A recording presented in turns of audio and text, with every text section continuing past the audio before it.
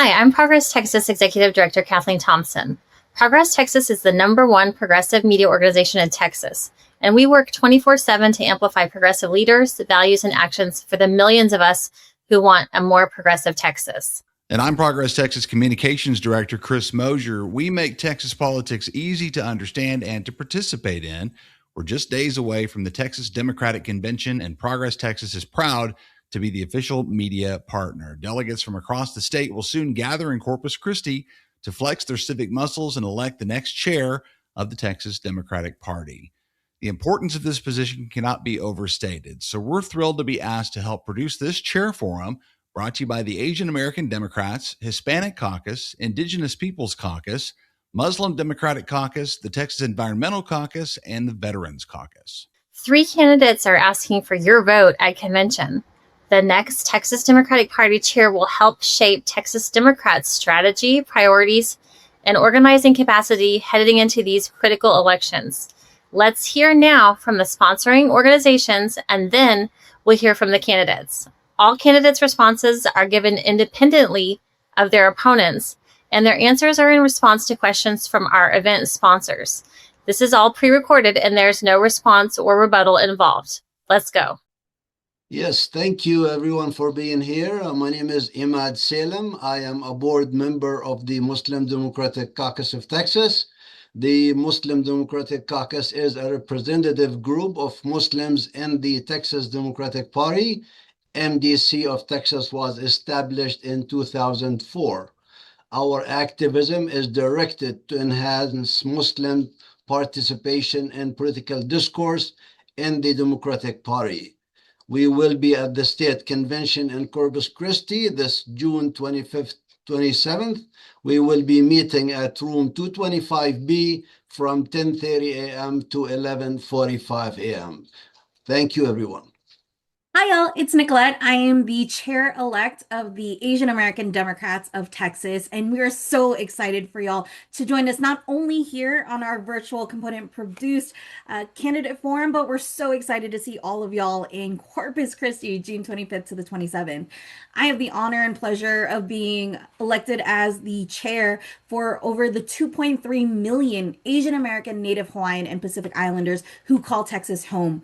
Of that, we have 1.2 million eligible API voters, which really represents the 6% of the electorate. So we know that the AA and HPI community is the margin of error. We're so excited that, we're coming together for our Texas Democratic Convention to really champion in on what are the issues that matter most, not only to API voters, but to celebrating the intersectionality of everybody coming together.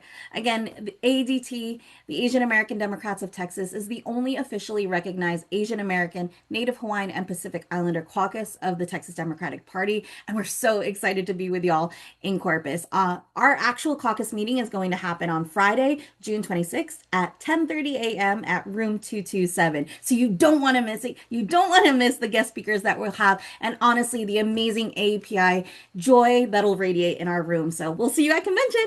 Hey y'all, my name is Taylor Trevino. I use she, her pronouns, and I'm the vice chair of the Indigenous Peoples Caucus. Super excited to welcome y'all in Corpus Christi in less than a couple weeks. For the Indigenous Peoples Caucus, we work to promote the political education and full political participation of American Indians, Native Americans, Indigenous people, and tribal members at the local, state, and national level. We also work to increase representation and do policy advocacy to fight for Indigenous rights and needs across the state of Texas. So at the convention, we'll be meeting on Friday at 10:30 a.m. in room 225E, and we welcome everyone to join us. See y'all soon. Hey everybody, my name is Frederick Nickens, and I'm the chair of the Texas Democratic Veterans Caucus. What do?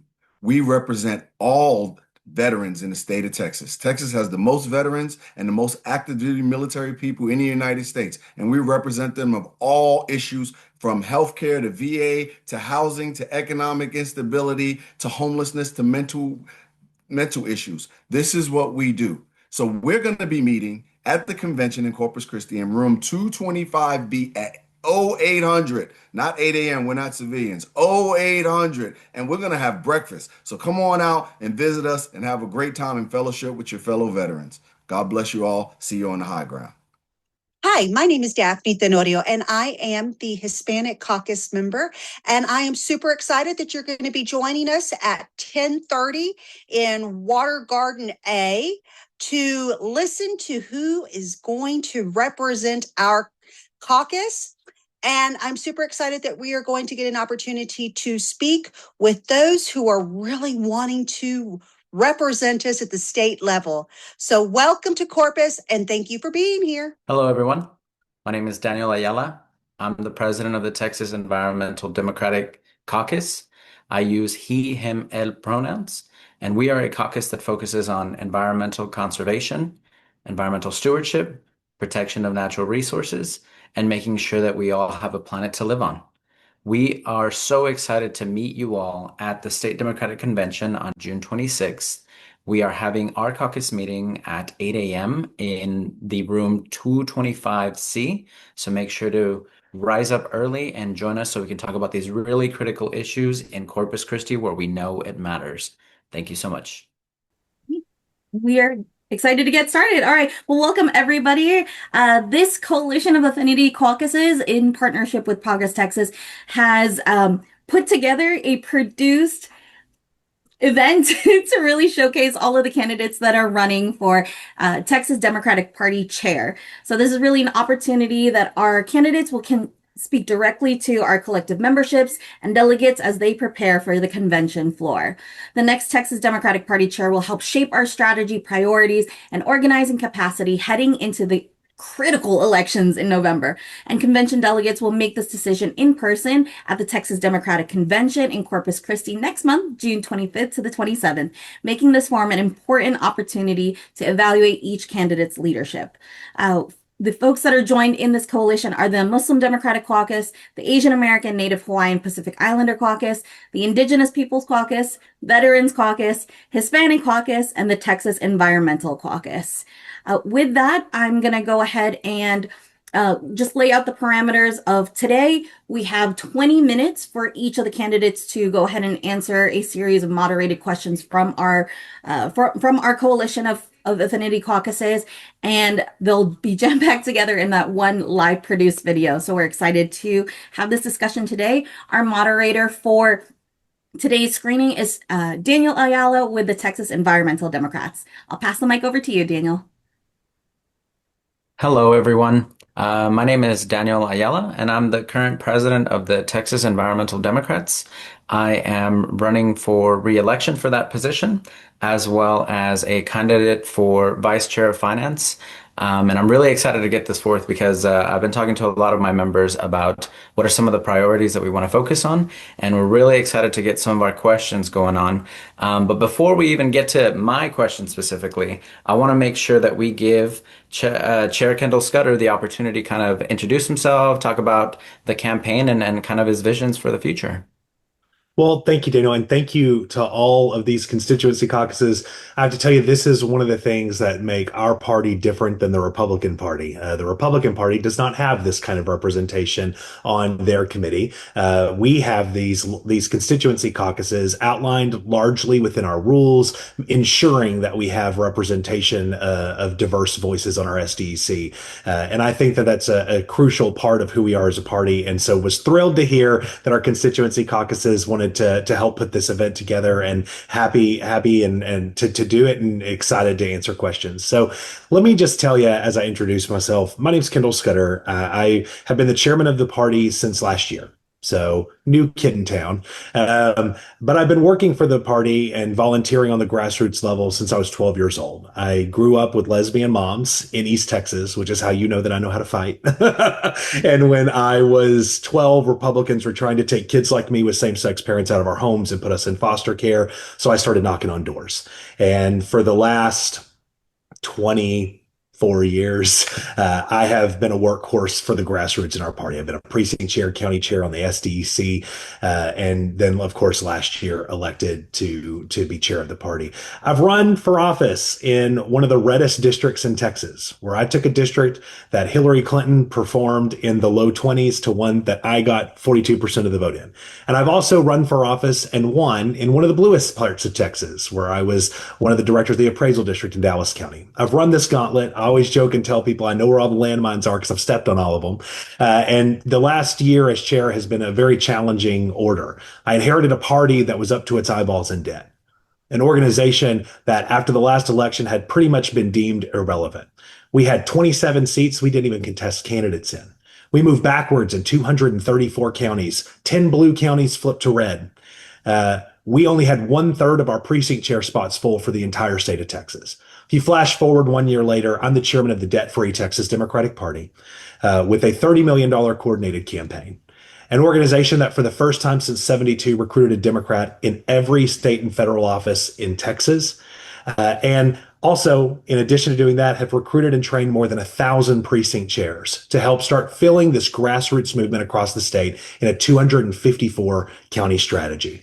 I know that change can be hard for some folks, but the truth is the grassroots of our party are not sitting at home wishing we would continue to do things the way we always have and to repeat the same mistakes we made in 2024.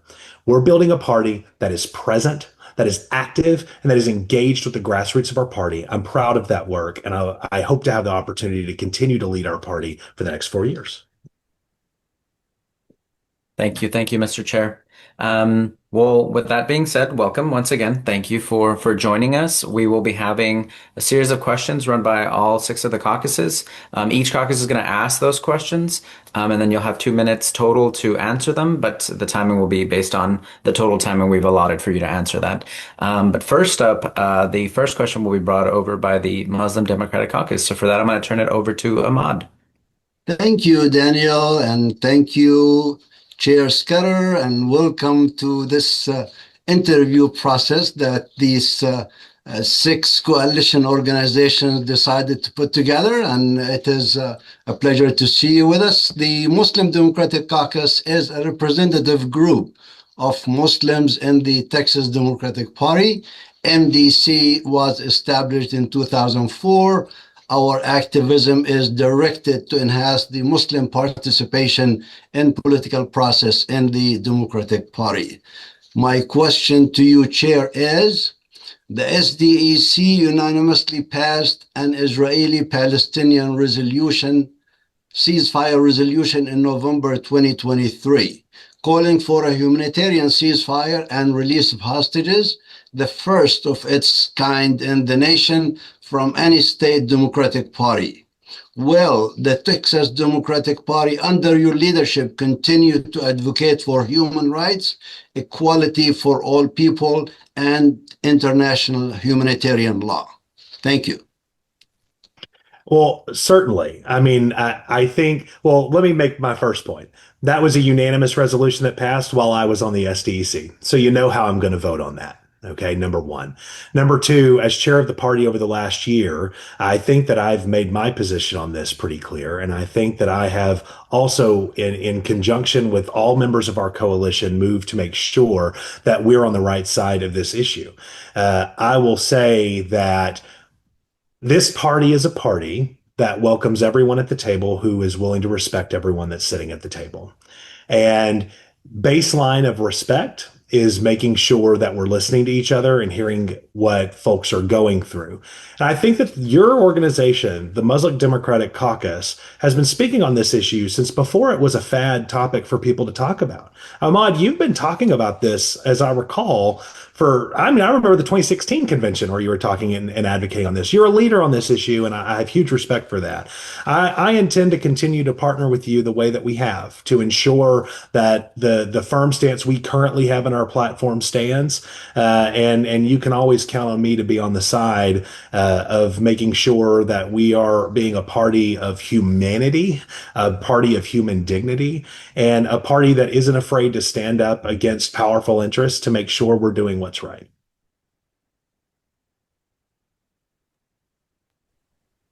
Thank you, Chair.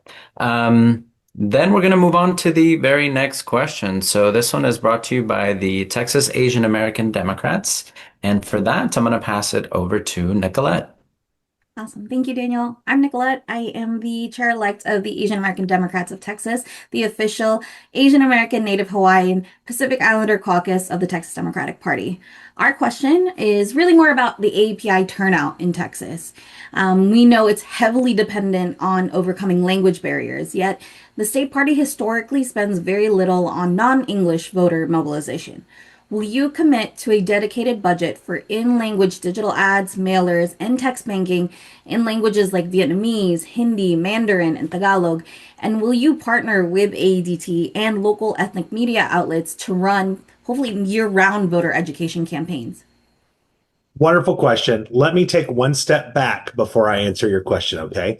The step back I want to take is that a challenge we're having right now at the party, I think all across the country they have this issue, is that our voter file is not a very good indicator of what languages people speak. So even Spanish language, we have a hard time pulling lists knowing who is speaking Spanish. Vietnamese is the third most spoken language in the state. Have a hard time pulling those as well. So before I can answer your question, the first question that I have to answer that's sitting there is, are we willing as a party to make the investments in our data infrastructure to be able to pull those lists in the first place? Okay. So I will first commit to that. We're already having conversations at the party with the Talarico team and a lot of our coordinated partners on the table about what those van and data investments look like. Now, it'll be a challenge. There is no state in the country that, frankly, I believe has gotten this right yet. But I have actually been engaging and talking with vendors who actually work within this space to be able to get it accomplished. So we have to solve that first systemic problem before we can get to this second one. And the thing about me, y'all know this because you've worked with me, I'm never just going to tell you something to make you feel good. I'm always going to be honest with you, even if it means I have to over-explain it a little bit. And so that's the first piece of it. The second is, assuming that we're able to solve for that problem, then we should use the data that we've acquired in ways that are helpful, right? If we have that data, we should certainly use it. So we already are working to build a bilingual comms department for the Spanish language speakers. We had not even done that as a party. When I became chair, we didn't have a Spanish language piece of our party. So we're building that up now. I think it would make sense once we feel comfortable with that going to continue to add on where we're able to. What I will commit to is that as we rebuild a website, because it significantly needs to be rebuilt, okay, we need to get that overhauled. It should absolutely be accessible in multiple languages. And we need to do what we can, not to just do some bogus Google Translate stuff on it, but to make sure that it is actually translated in ways that are consistent and that people, in a culturally competent way. That would be the way to explain it. Thank you so much, Chair. Next up, we have Veterans Caucus. Nope. It is not Veterans. It is Indigenous Peoples Caucus. And for that, we're going to have Taylor and ask that question. Taylor? All right. Hi, Chair. My name is Taylor Trevino, Vice Chair of the Indigenous Peoples Caucus. So this one is a little bit long, but on the topic of resource deserts and geographically isolated communities. So many Indigenous Texans live in rural regions or communities that are completely ignored by major statewide coordinated campaigns, making the cost per vote higher due to geographic distance. Will you commit to a no county left behind turnout strategy that specifically allocates field organizers and other resources to low population, high Indigenous areas, ensuring that these voters are actively mobilized rather than written off as statistically insignificant? Thank you, Taylor. Love this question because as a guy from outside of Texarkana, Texas, I'm from a forgotten part of this state. Okay, that the party just has not shown up in, has not organized in, has completely neglected. And we've seen the party consistently move backwards from us being a Democratic stronghold to being a place where we get our asses kicked every election cycle. Okay, I am a firm believer in a 254 county strategy in this state. Now, what that looks like in a state the size of Texas can vary depending on what your funding levels are. A distributed organizing team that is ready to work within 254 counties categories is important. So let's separate this into two categories. Number one, party building. Because the coordinated campaign is one topic, but I'm talking about year-round building our organization to be present even when there are not elections. We have to be recruiting precinct chairs and county chairs in parts of the state that we have not been doing that. I think I have proven that I'm here to do that. I spoke earlier about some of our successes on that. We see particularly along the plains and in the panhandle where we have gaps in our county chair spots all across the state. We have gaps in those precinct chair spots. Building that infrastructure is crucial for us to be able to have success. And I don't care if your county is Loving County or Harris County, it needs to have a Democratic presence in it because we are supposed to be a legitimate political party that shows up. Okay. And if we don't show up, people know they can't count on us. So that's number one. 100% you can count on me to be devoted towards recruiting and building our party in every corner of this state. Now let's talk about the coordinated campaign.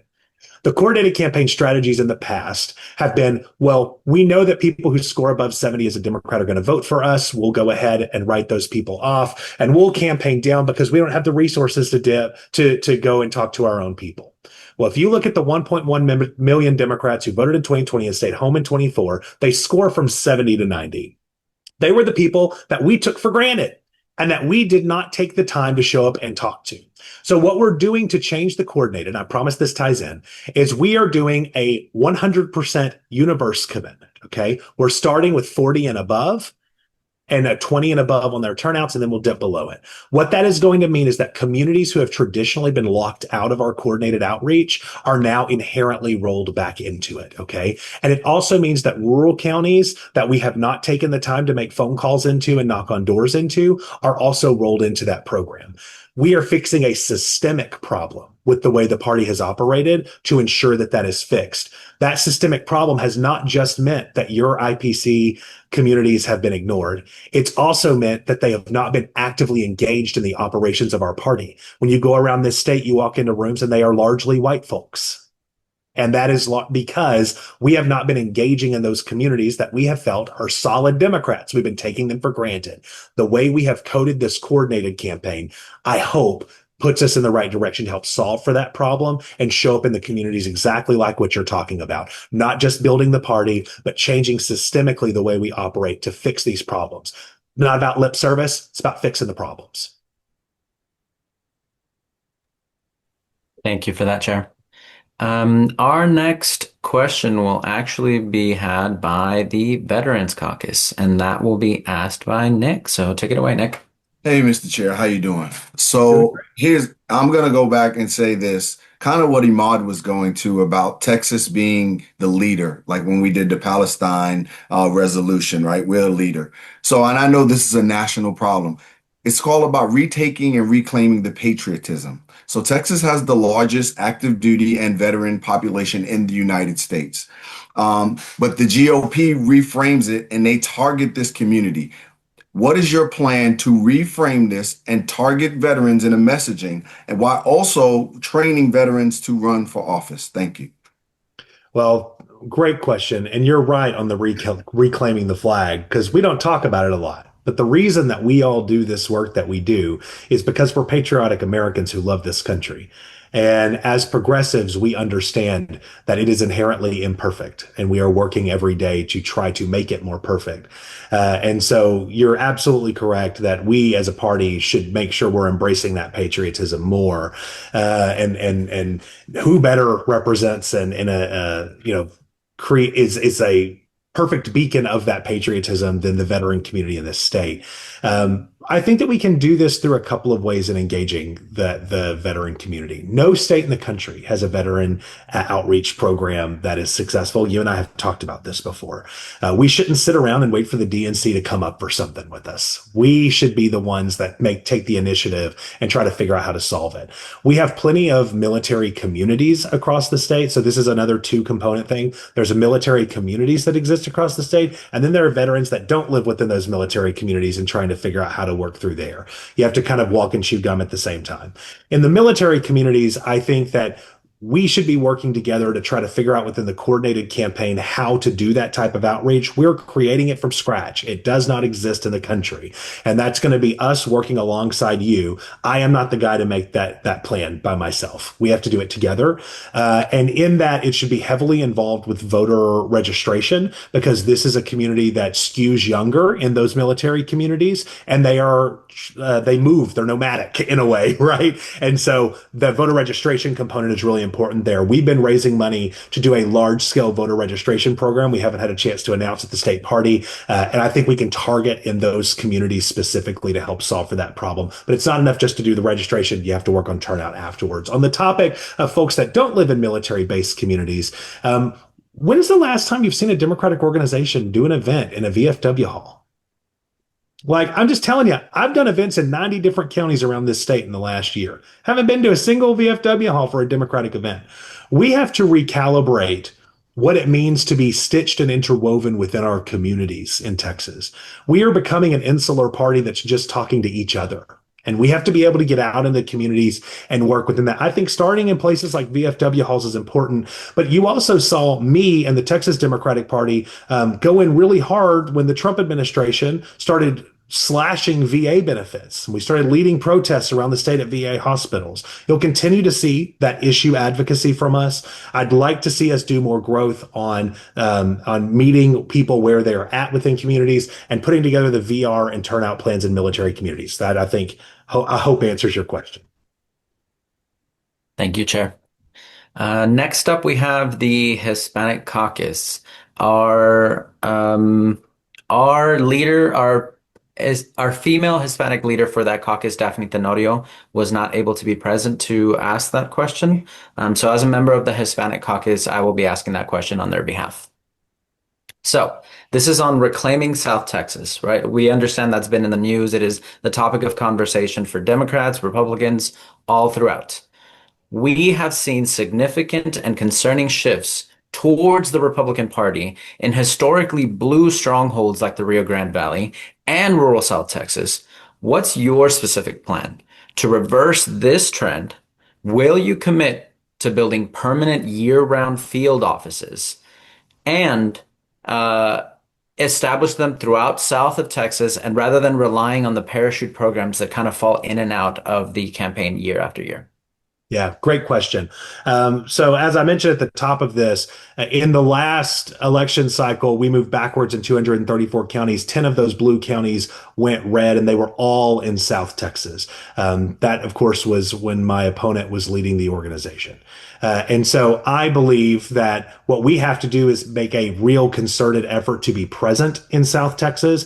That's why I opened a TDP office in South Texas, in Eagle Pass. So I'll absolutely commit to you that we will do that year round and have permanent officing there, because I've already done it. In fact, I've opened 4 additional offices across Texas, where the TDP now has offices in DFW, Austin, Houston, Amarillo, and in Eagle Pass, because we're leaving no one behind. Now, as we continue to get more funding, I would like to see more of those grow. But I also think we need to start talking about building funds and purchasing permanent locations so that we are present. So we've got to make sure we're doing this in a responsible way that leads to long-term success and growth. But you can absolutely count on us having a permanent year-round presence in South Texas. We also have temporary offices opening to help within the coordinated campaign. We're going to have 12 across Texas, and you will see one of those in the Rio Grande Valley. And so all of that is to say, we have to be actively present, not just locking a bunch of consultants in a room in Austin and trying to buy your way out of a problem, but working with the people on the ground to build the network you need for success. Whenever I had an opportunity to hire a comms director at the Texas Democratic Party, I hired Juan Carlos Pinzon, who was the former national news director for Univision out of Washington, D.C., who now runs our comms at the TDP. Because it's not enough just to give the lip service and say that we are going to be active and engaged in communities. You've seen me take steps forward to do it. We now have a fully bilingual comms department that is building itself out in a way to talk to the third of Texans who speak Spanish at home, and that we have not been communicating to them the way we should. Meaningful investments. It's one thing to talk about it. It's another thing to do it. And I hope that in this one short year, I've shown people that I'm serious about making these types of changes in our organization. Thank you, Chair. All right. The last question falls upon me, luckily enough. It is to the Texas Environmental Caucus, and it is primarily based on grid resilience, climate disasters, and of course, the hot topic issue, data centers. So, from a catastrophic winter storms to intense summer heat waves and the failing ERCOT grid, which are a matter of life for many Texans, right? How will the party use the climate crisis and grid failure, data center proliferation, and natural resource mismanagement as the central economic organizing tool to hold state leadership accountable and win over the apathetic voters with an intersectional messaging strategy that encompasses economic prosperity, labor security, and environmental stewardship? And I know that's a long ask, so if you want to break it down, that's okay. No, I mean, here's what I want to preface with. I've always told you I'm going to tell you the truth, whether or not people like it or not. I'm try to be as honest as I can. Here's the first piece. As the chair of the party, I'm not allowed to take positions that are outside of the platforms of the party. And so it is up to you. This party belongs to you. This party does not belong to a bunch of party insiders who make these decisions on your behalf. So on the data center front, I personally have a lot of opinions of these, and anyone who knows my politics, I think, can go ahead and assume what those are. But as the chairman of the party, I am given the directive of following what you, the grassroots of our party, direct us to do. And I believe there will be some discussions up on this at the next convention. So you as delegates are going to be able to make decisions here, and we are going to move forward on that. This party doesn't belong to me. It belongs to you. Okay. So on the data center front, I wish I could talk to you about it more, but the truth is the party hasn't taken a formal position, and you have the right to decide how this party stands, not me. Okay. So after convention, what you choose, that's what we're going to do, and we're going to run with it. On the other topics, those are in the platform, and I am very happy to stand up. I think people have seen me on the news doing that quite a bit, particularly when they were trying to outsource a bunch of oil field jobs to Venezuela, and the things like energy consumption became very large discussions at that point. I was on national media talking about how in Texas we are an energy state, but that doesn't just mean dirty fossil fuels. It means that we can actually invest in clean energy in this state. Some of the largest investments that are being made in this state are in clean energy, and we should be doing that in huger volumes, because if we start to see in fights like these data center fights that there is not an endless amount of energy in this state, and that it is our obligation to make sure that people are able to maintain their quality of life, but that our entire environment isn't destroyed in the process. When you put people in focus groups, and we've done that, and we're going to have some internal data released on that, a lot of them will actually tell you that environmental issues rank towards their top. They just don't necessarily view them or realize that they're environmental issues all the time.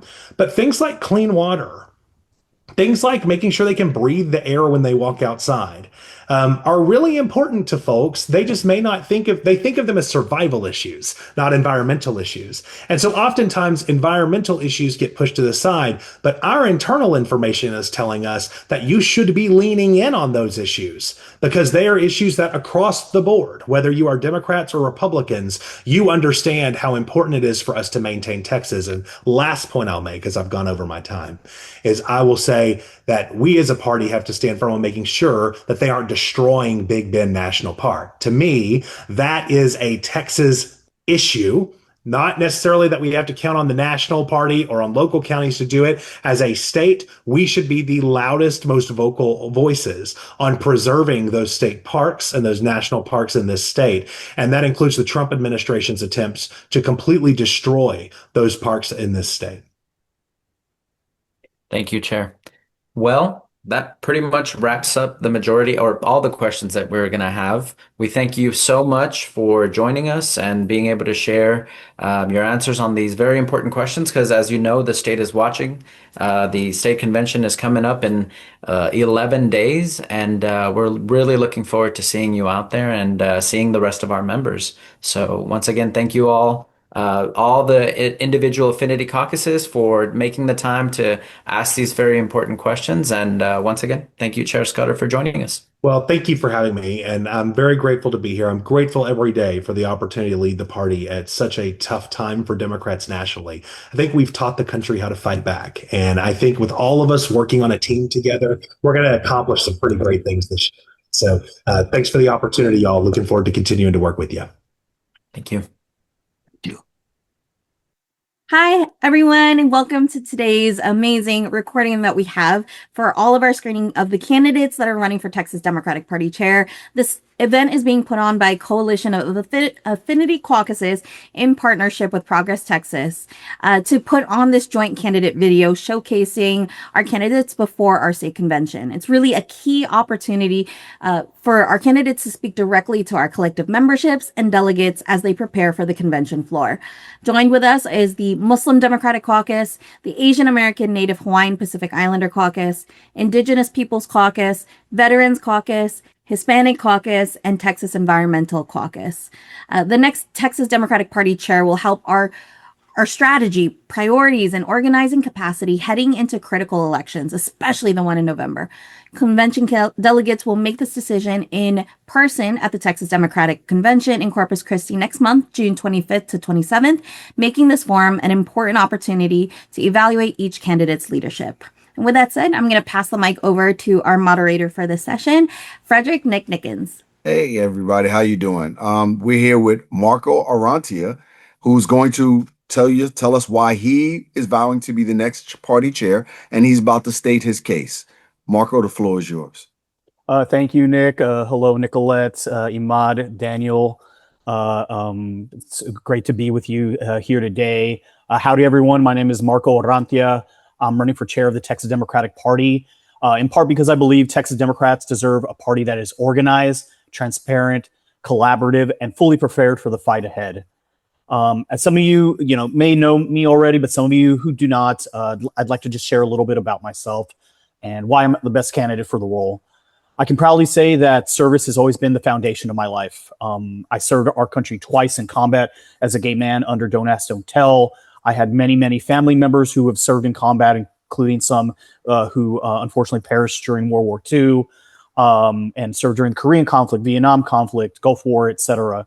During my time that I served in the Army, where I had two tours in combat in Baghdad, I was an Arabic linguist. I was a airborne paratrooper, and I was a psychological operations specialist. It's also called PSYOP, and a non-commissioned officer. During my time in the Army, obviously, I learned quite a bit of discipline growing up. I was a band geek in drumline and in marching band, and also a student journalist in broadcasting, newspaper, and yearbook. All of those experiences, I learned a lot of discipline, resilience, and of course, what it means to work with a collective and what it means to fight for something bigger than yourself. And in part, since I served under Don't Ask, Don't Tell, even when the system doesn't fully recognize you. When I came home and decided to leave the military service, with an honorable discharge, I wanted to continue that commitment to our country. And I think I found that through a commitment to our party. So I feel like I'm continuing to serve by, dedicating my life to the Democratic Party for the last 15 years here in Texas. I've organized a song alongside union workers, fighting for dignity, fair treatment, and respect on the job. When I was at the Texas Democratic Party, I organized and got voluntary recognition of the office staff union. We had already had an organizer union, but the office staff had not organized. And so I was a negotiator and a union steward for 4 years at the Texas Democratic Party with the office staff union, which was OPIU. I've worked with campaigns across the state for the last 15 years, helping electing Democrats and build the operational infrastructure that we need to compete. For over a decade, though, I was at the Texas Democratic Party itself, including for 5 cycles. I've seen firsthand what works under various administrations, 2 chairs, and many leadership configurations. And I've seen what works. But I've also seen where we've fallen short, and also things that we haven't tried. And there's a lot of, I think, people in our the Democratic coalition that haven't been able to, put the trust in the state party as they may want to. They see us as a organization that maybe failed or inept. And I've seen county parties stretch beyond capacity and candidates placed on the ballot without the support they need to truly compete. Seen incredible organizers and volunteers doing heroic work with the limited resources and inconsistent support. I've seen the passion, talent, commitment that exists already here. And Texas are really ready for change, especially this cycle where the winds of change and the blue wave is really is coming. And we have a chance to finally flip one or more statewide offices for the first time in over 3 decades. We have organizers, candidates, volunteers. We have communities ready to fight and willing to vote for something better. But what we need is a party structure capable of meeting this moment. And that starts with how we organize. For too long, Texas politics has been operated through everything, beginning and end in a handful of cities. But we cannot build a willing coalition without ignoring parts of our state. Winning Texas requires a true statewide strategy. It means staff in Austin, Dallas, Houston, El Paso, San Antonio. It means organizing in rural communities, border communities, suburbs, and emerging counties that are ready for investment and engagement. We need organizers on the ground across Texas, not just operating from headquarters. Most importantly, it means investing in long-term goals, not looking with blinders just towards November. We have to look towards the next cycle and the next. We have to plan ahead and have a good strategic plan. But we also need to invest in the races that we can win right now and prioritize, because we can't afford to wait. We need wins. The next legislative session will shape the future of voting rights, public education, healthcare, labor protections, and LGBTQIA plus rights across Texas. As you may know, we're sort of in a bad place right now post the gutting of the Voting Rights Act by the Supreme Court. And with maps expected to be redrawn again, the stakes can't be higher. That's why state house races matter so deeply. That's why the statewide races matter so deeply, from gubernatorial, and lieutenant governor and such.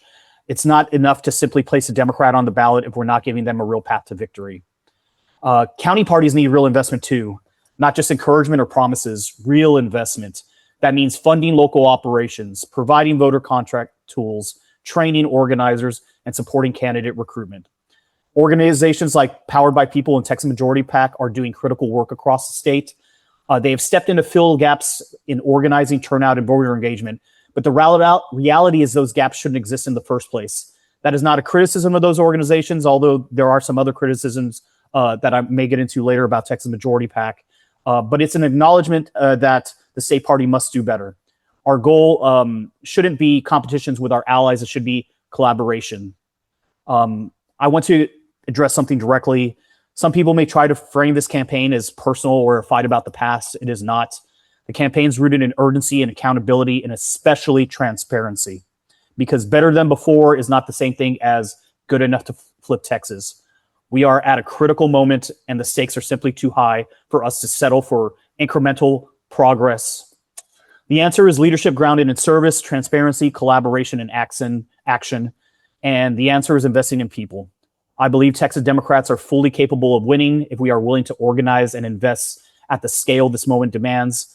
I'm running because I love this party. I love this state. And regardless of the outcome of this race, I will continue to be working for our party. I believe our best days are still ahead of us. Thank you. And I'm honored to earn everyone's support. And Nick, if you want to take it away, or whoever's supposed to go next.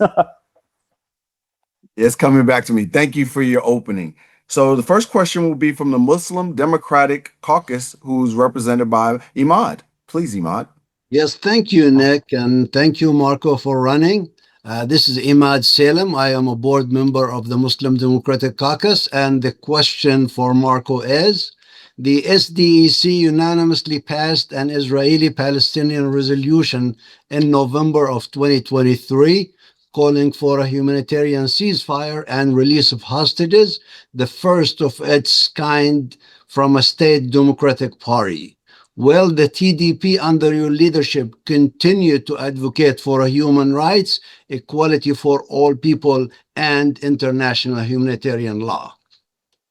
I mean, the simple answer to your question is yes, of course. I think, when this, what Hamas did in October and the Israeli response afterwards of that year when we passed that resolution, things have just continued to get worse. I'm very strongly for a ceasefire. I feel, what's been happening there has been a genocide. I'm for foreign countries not being able to interfere in our elections. And, Russia did that, in 2015, 2016. And I feel, Israel through AIPAC, the lobby has been doing that for many, many years. I don't think that foreign countries should be able to, be messing around in our politics. And so, for me, this is something that's very, very important. I authored I don't know where it is in the rules process or if it's failed out, but I wanted to expand the SDC to include a faith-based representation, representatives on the SDC through an interfaith council that would consist of atheists, non-believers, Jews, and Muslim and other and Christians and other religions to be represented on the SDC. I think it's important. Those are the groups that have been participating in our conventions. And I really think when we all speak as one, and when we come together and we really emphasize our similarities and our human rights, it's very, very important. Well, thank you. Our next question will be from the Texas Asian American Democrats, and that will be from Nicolette. Awesome. Thanks, Nick. Hi, Marco. And hi, everyone. Hey. I'm Nicolette. I'm the chair-elect of the Asian American Democrats of Texas. Our question is really about our in-language outreach that needs to happen. API turnout in Texas is heavily dependent on overcoming language barriers, yet the state party historically spends very little on non-English voter mobilization.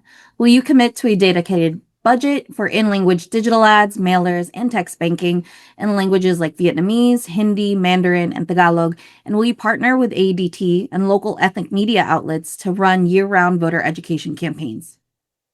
Again, the simple answer is yes. I mean, I truly believe that when the state party has partnered with the NHPI caucus, we have been successful. I know that some of your members have been part of our organizers in the past, where we've had a paid organizer to help with those things when it comes to organizing. I know that you were speaking directly on a lot of paid ads and things like that, but I think that's the right thing to do. I think in particular when it comes to constituency organizing, when it comes to any sort of caucus organizing or youth-based or regional organizing, you really have to think about how do you get these communities who maybe have a small slice of the pie to really get involved. And I know that in the past, we've had AAPI constituency people who have helped specifically with those languages, getting something that's very culturally sensitive and that people would relate. And then that way you have, local leaders really, getting people registered to vote and getting people informed about our candidates. I think that's the way. And to be honest, like the NHPI constituency people, that's usually sort of where we've, I think, done the best out of all our constituencies. We haven't done as well with, Hispanic, with African American, in part because in a lot of the places we're looking at, they could be the majority. So I think we really have to focus on, If it's in East Texas, then maybe we're having an organizer that's focused on Black churches or something like that. If it's in the DFW and Houston area, then we should be focusing on whether it's Muslim outreach or Vietnamese or whatever it may be. When you get those communities and you really focus on that sort of niche community, that they're really they're strong together because they have to sort of bond together to have a community and keep their culture alive wherever they are. And so I think following those models and improving on any sort of things that we've done, maybe not the best way in the past, I think is something that I would want to do. Well, thank you. I will be asking the next question on behalf of the Indigenous Peoples Caucus. On resource deserts and geographically isolated communities, many Indigenous Texans live in rural regions or communities that are completely ignored by major statewide coordinated campaigns, making the cost per vote higher due to the geographical distance. Will you commit to a no county left behind turnout strategy that specifically allocates field organizers and other resources to low population, high Indigenous areas, ensuring these voters are actively mobilized rather than written off as statistically insignificant? I think when it comes to Indigenous peoples, I think it's wanting to talk with people who are on the ground in those communities on what are the best ways to organize. I think having a 254 county strategy sounds amazing, but it's really thinking about how do we actually allocate those resources to be effective and to get down your cost per vote. I think what I would want to do is where are there high concentrations of Indigenous peoples that we would want to concentrate on that could form a real community that are not connected or maybe are connected right now. So looking at those different parts of the states, I know that it's particularly in Eagle Pass. There's an area I know in El Paso. There's another area, and there's a couple of others. But focusing on those areas where there is a concentration would be helpful, and then doing what you can, from a digitally, way that's not going to necessarily matter too much per area. If you do something a little bit more with some sort of virtual organizing, you're able to sort of hit a lot of areas across the state. Okay, thank you. So I'm going to be asking the veterans question next. On today, for everybody that knows, June 14th is the Army's 251st birthday and the anniversary of the Texas Democratic Veterans Caucus, who's 24 years old. So on reclaiming patriotism, Texas has the largest veteran and active duty populations in the country, a group that Republicans heavily target. How will you reframe the party's message to better appeal to veterans on issues like state-level healthcare access, mental health services, and housing, while actively challenging the GOP's monopoly on the veteran vote? That's a really good question, and I think both Nick and I are Army veterans, so I know that I'm doing a social post today for Flag Day because it's also the Army's birthday. So hooah! But yeah, so I think this is something that I think caveats a lot with the economic message. And also, I think the immigration message is that generally, when it comes to veterans issues, when it comes to the economy, when it comes to what I think, generally what the Democratic Party has wanted to do about reforming immigration issues is that if you would go with the policies that we're proposing, people are better off. They're better off economically. Veterans in particular, all the things that we champion, from education, from healthcare, from services. Those are all things that, in a Republican administration are, it's how do we get rid? How do we cut this program? How do we fire all these civil servants that are doing this work to help veterans. And I think if we really reframe it, like essentially the Republicans are lying to you. They've, you know, they say that, you know, they're for a better economy, they're for veterans. But in the end, you know, if you really look at the data, if you look at you know, what's happened over time, is they will find a way to screw you and you know, benefit their, you know, big investors and private industries over you know, you and your families. Thank you. I'll be asking another question on behalf of the Hispanic Caucus. On reclaiming South Texas, we have seen significant and concerning shifts toward the Republican Party in historically blue strongholds like the Rio Grande Valley and rural South Texas.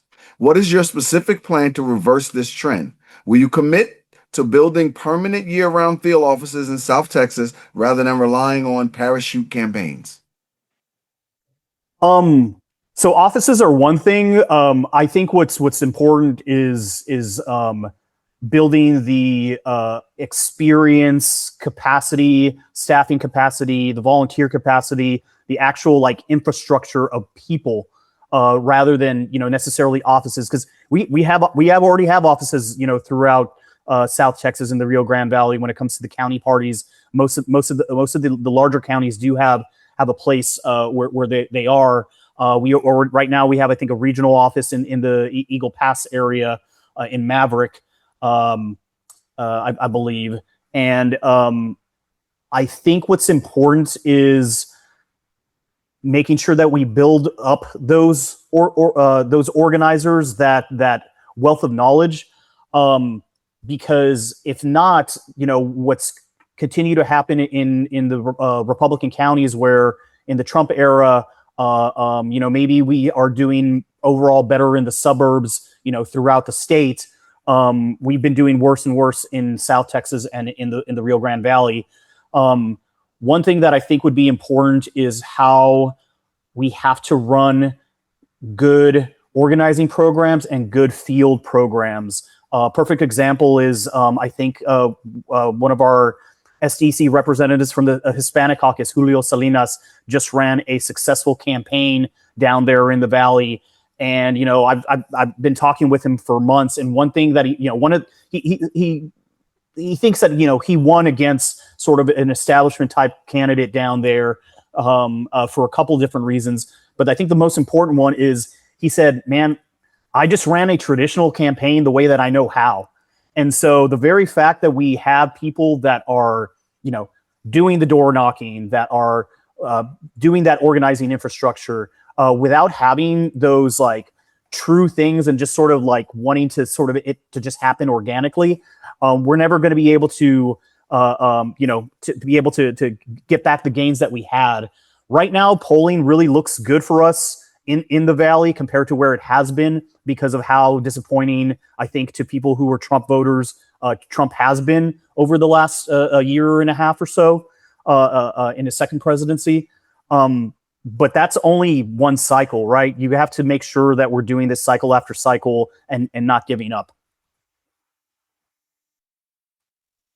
Well, thank you. Our final question will be given from the Texas Environmental Caucus, and it'll be Daniel. Please take it away. Thank you, Nick. This question's on the grid resilience, climate disasters, and data centers. So from catastrophic winter storms to intense summer heat waves, the failing ERCOT grid is a matter of life and death for Texans. How will the party use the climate crisis, grid failure, data center proliferation, and natural resource mismanagement as a central economic organizing tool to hold state leadership accountable and win over the apathetic voters with an intersectional messaging strategy that encompasses economic prosperity, labor security, and environmental stewardship? Wow. I think, you know, all of those things are right on message, right? Like, how do you actually execute on that? You know, I think our good friend, State Representative Gina Hinojosa, who's running for governor, is our gubernatorial nominee. You know, I think one thing that you have to think about is sort of messaging, how you keep it simple. So how do we actually make those things simple and make sure that it's something that's near and dear to their heart? I think I'm not remembering what her sort of 3 key messages are, but one sort of just ensuring our kids, fixing, what, the Republicans have done to blow up public schools. And I can't remember what the third one is right now. But I think in order to sort of be able to talk to voters and get that message out about, this, you remember what happened in February of 2021 with the grid.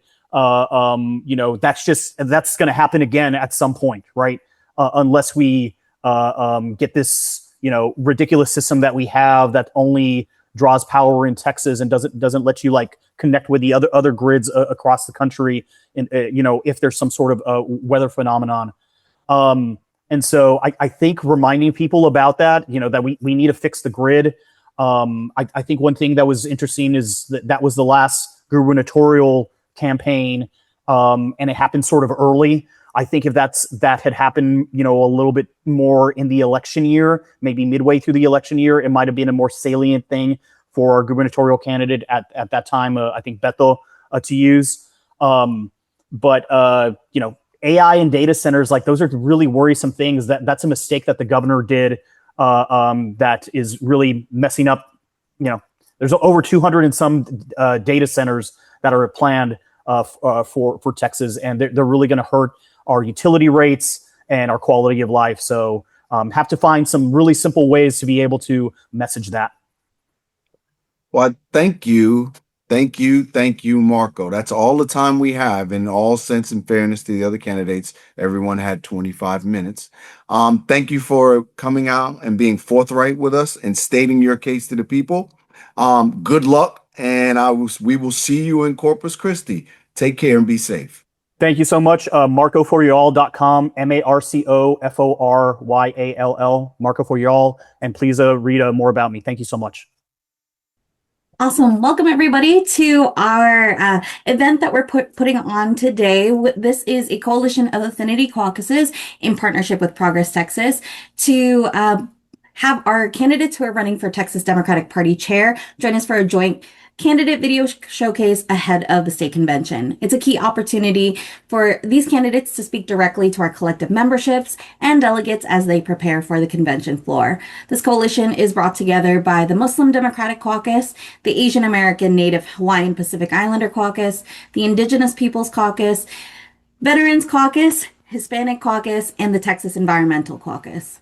The next Texas Democratic Party chair will help shape our strategy, priorities, and organizing capacity heading into the most critical elections of our lives in November. Convention delegates will make this decision in person at the Texas Democratic Convention in Corpus Christi on June 25th to the 27th, making this forum an important opportunity to evaluate each candidate's leadership. So I'll pass the mic over to Ahmad, who will be our facilitator and moderator for this discussion. Thanks, Ahmad. Well, thank you, Nicolette, and hello, and welcome to the Texas Democratic Party Chair Candidates Forum, hosted jointly by 6 organizations, caucuses. My name is Imad Salem, and I am a board member of the Muslim Democratic Caucus. This election matters deeply because the next chair will shape how our party organizes, raises resources, builds coalition, and competes across Texas. As caucuses representing communities that are part of the Texas Democratic Party, we are hosting this conversation to ensure candidates address the concerns of grassroots Democrats and diverse communities across Texas. We thank all the candidates for participating, and we thank our Affinity Coalition.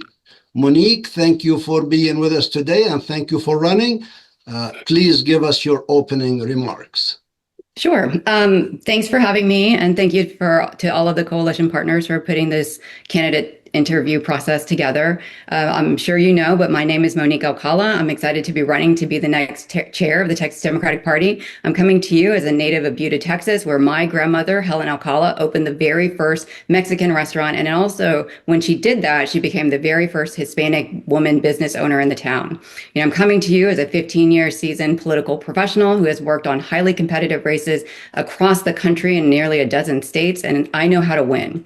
We got some amazing things done when I was the executive director of the Texas Democratic Party. As the only fundraiser at the organization, I got us out of six-figure debt and launched the first partnership with the U.S. Senate candidate in over 30 years. And as one of the toughest years since 2010, we had record-breaking candidate recruitment. But none of this was ever done alone. We didn't raise millions of dollars all by myself.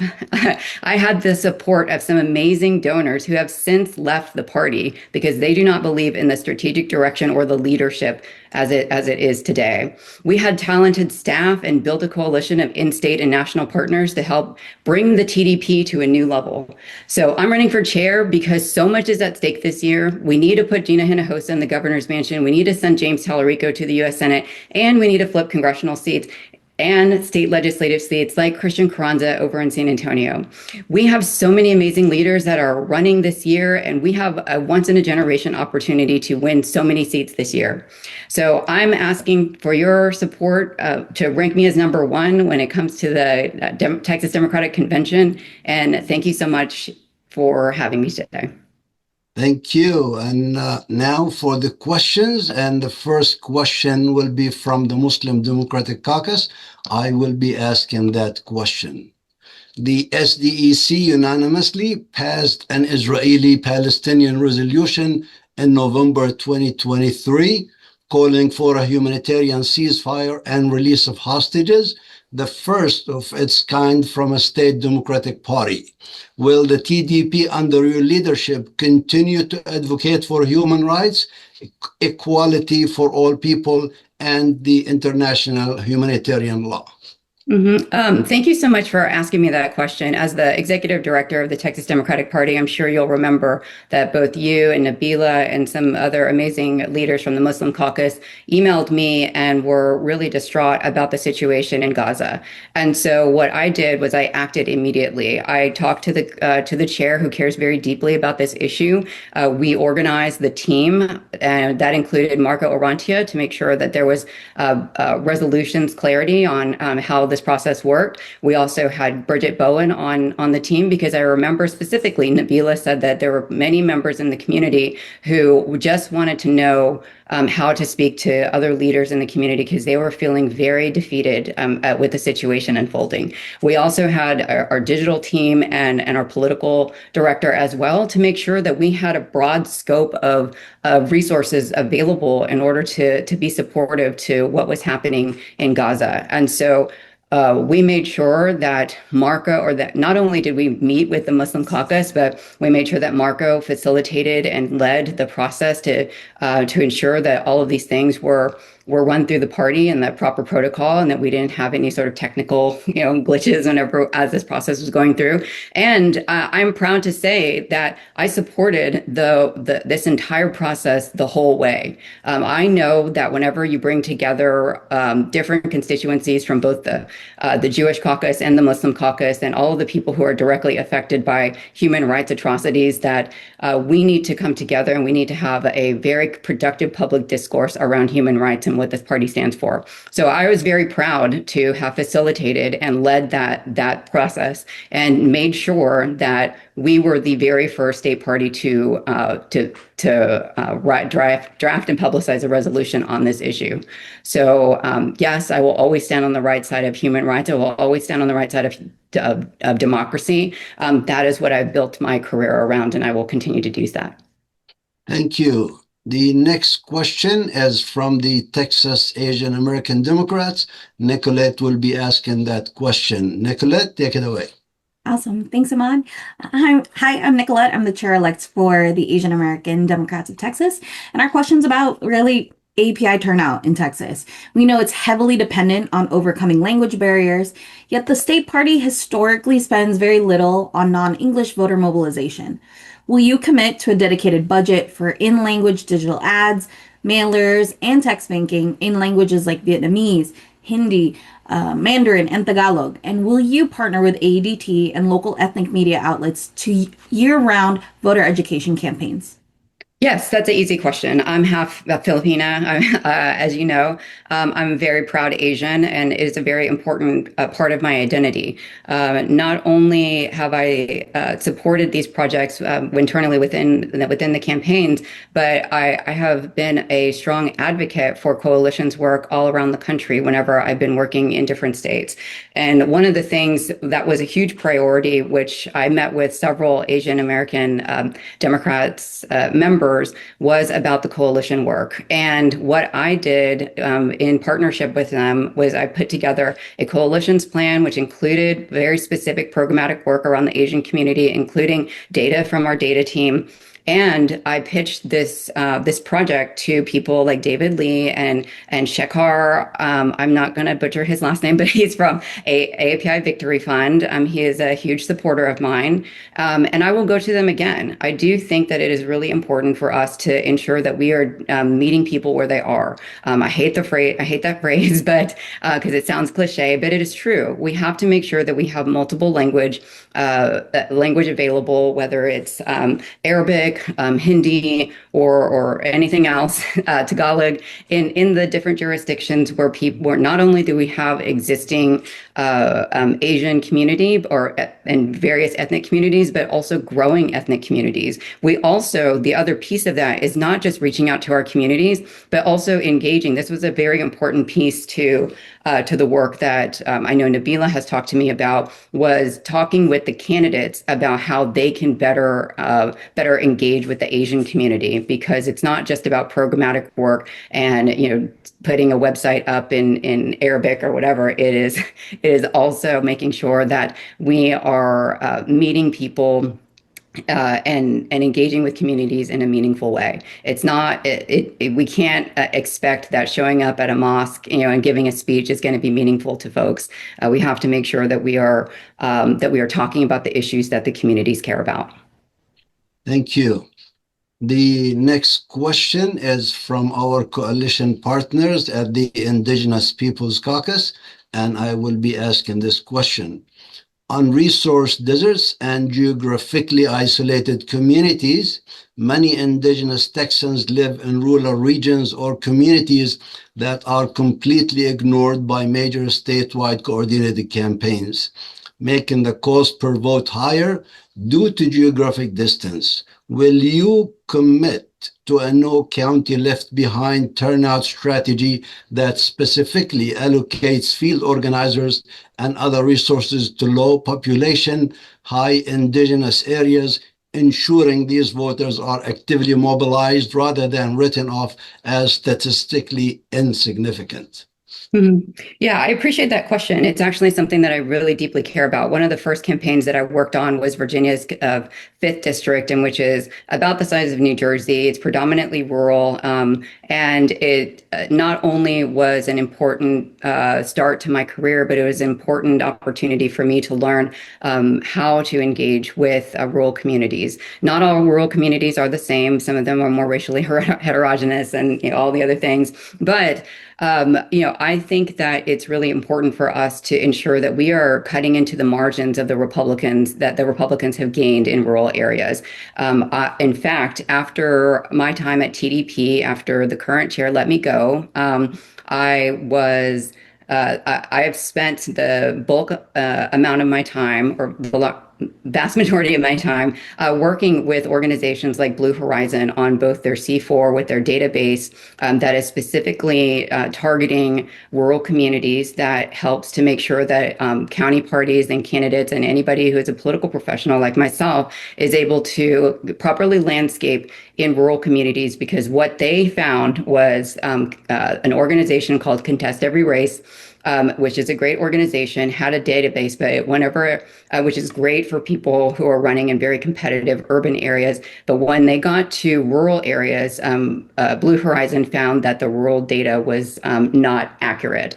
And so they have taken it upon themselves to raise the money and build this database. And so I've been a part of not just raising money for their grants program to help make sure that we do have people running in every single seat up and down the ticket, because they were a huge part of why that happened this year.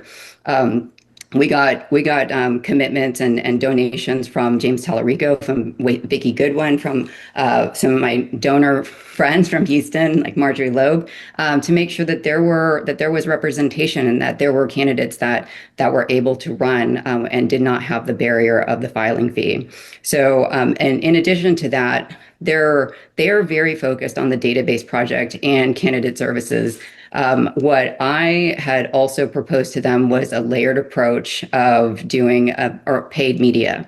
And so I did an analysis, which is about 27 pages, no AI, by the way. I analyzed all of the data from 254 counties. I looked at both rural and exurban areas, and I narrowed it down to about 52 counties where we are seeing like some potential gain in the last 4 cycles. So anywhere from 0.3% to 1.3 to 3%, depending on where you are. We can change the fundamental math of the whole state if we just went over 200,000 people there. So it's a lot more cost effective. And honestly, it's a lot more beautiful, I will say. I have been begging people in West Texas to not do virtual, for me to actually go out there, because that is what I prioritized when I was the executive director. And this is why I hired Katie Schmader when I stole her from Travis County Democratic Party and hired her to be the regional organizer at TDP. It was with the plan of potentially making her the year-round organizing director. We need to make sure that rural counties have support, whether it's at their county level, precinct level, or if it's a candidate. So yes, I have a very deep love for rural communities and the people that live there. Thank you. The next question is from the Veterans Caucus, and Nicolette will ask that question. Awesome. So this question is really about reclaiming patriotism and the narrative around patriotism. Texas has the largest veteran and active duty populations in the country, a group that Republicans heavily target. How will you reframe the party's messaging to better appeal to veterans on issues like state level I read the wrong part. State level healthcare access, mental health services, and housing, while actively challenging the GOP's monopoly on the veteran vote? I was very proud to work on the campaign of Governor Terry McAuliffe in 2013. It was whenever he made history as the first Democrat to win the gubernatorial seat in Virginia, whenever a Republican held, or whenever a Democrat held the presidential seat. We worked really hard. We worked with veteran communities. And I think that the most important thing for us to do is to ensure that we're talking about the issues that they care about. Terry McAuliffe made this a top priority for him. And when he was governor, he effectively eliminated veteran homelessness in the Commonwealth of Virginia. And this is a thing that we need to point to, whether it is an accomplishment that is made by a current legislator on veterans issues. We need to uplift that as a state party. I don't think that we do a good enough job on the communication side of talking about our wins. We're constantly talking about our Republicans and how terrible they are, which is great because they need to be held accountable. But we also need to make sure that we are prioritizing the issues that veterans care about, and not only just talking about them. Going to the different what are they called? Oh gosh, the name is escaping me. The different places. What is it? The veterans place that they. You know what I'm talking about. Sorry, the name is escaping me. So there are places throughout the state where veterans get support, and so we need to make sure that we are talking about what is our plan to make sure that these places are fully funded, and that they are places where veterans can go to for support on housing, on mental health, and all of the other things that folks are that are experiencing. You know, my father was a veteran before he passed away. He was Navy, go Navy, and I was very proud of that military service, and so was he. You know, I do care very deeply about his service to the country, and I know that he would probably disown me as a daughter if he knew that I would ever think about leaving the veteran community behind. So, thank you. Thank you. The next question is from the Hispanic Caucus, and I will be asking that question.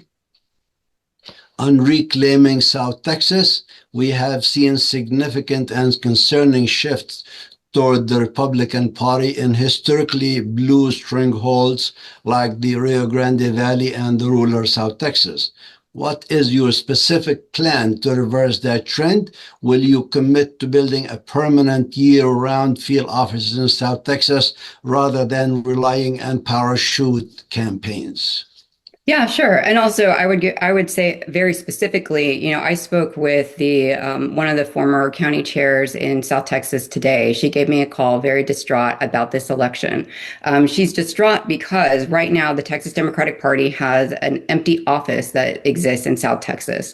There was a whole talk about decentralization at the state party, and you know, one of those pieces, or one of the sort of accomplishments that the state party chair right now keeps talking about, is putting an office in South Texas. As a Latina as well, I find it completely offensive that we're renting a desk in South Texas and we're calling that a deliberate and productive outreach to my community. You know, I was in McAllen last week. We had about 50 people there that were really interested in talking about some of the things that are directly impacting folks. You know, they are the ones that are feeling the impact of not only border security, but also they wake up every single day worried about whether or not their family is going to be deported. You know, as a member of the community, several months ago, I had the opportunity to potentially take a cycle job that was going to be based in DC. And I could not take that job because the day before I had that interview, I got word that in Buda, I'm sure Daniel knows this very well, in Buda, ICE was setting up shop in Buda. These are the things that Latinos and the Hispanic community generally have to think about every single day that we wake up. And in South Texas, where we have a predominantly rural area where places are very difficult to reach, it's hard to do door knocking in some of these areas. We need to ensure that we are like the Asian community, like I was just talking about. We need to ensure that we are raising the resources so that we can properly communicate with folks in a meaningful way, whether that is mail or supporting staff, actual staff that is in the area and knows the community. So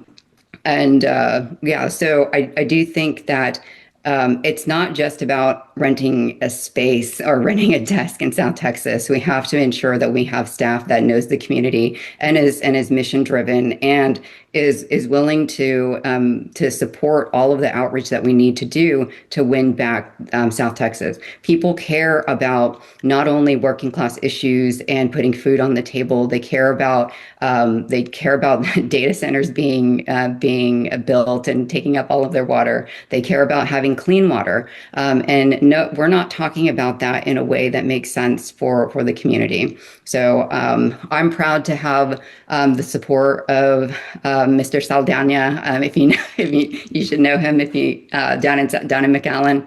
He gave a stand-up rousing speech to the crowd, endorsing my race and talking about how we needed to make sure that we have somebody that understands our community. This is my community, and I will do everything possible to ensure that not only do I do the outreach and raise the money for turning South Texas back blue, but this is my experience. This is my lived experience, and whenever you're a leader at a table, that affects how you approach different communities. So yeah. Thank you. The next question is from the Texas Environmental Caucus. It is represented by Daniel Ayala. And Daniel, the floor is yours. Thank you. So this question is on grid resilience, climate disasters, and data centers. So from catastrophic winter storms to intense summer heat waves and the failing ERCOT grid is a matter of life or death situation for Texans.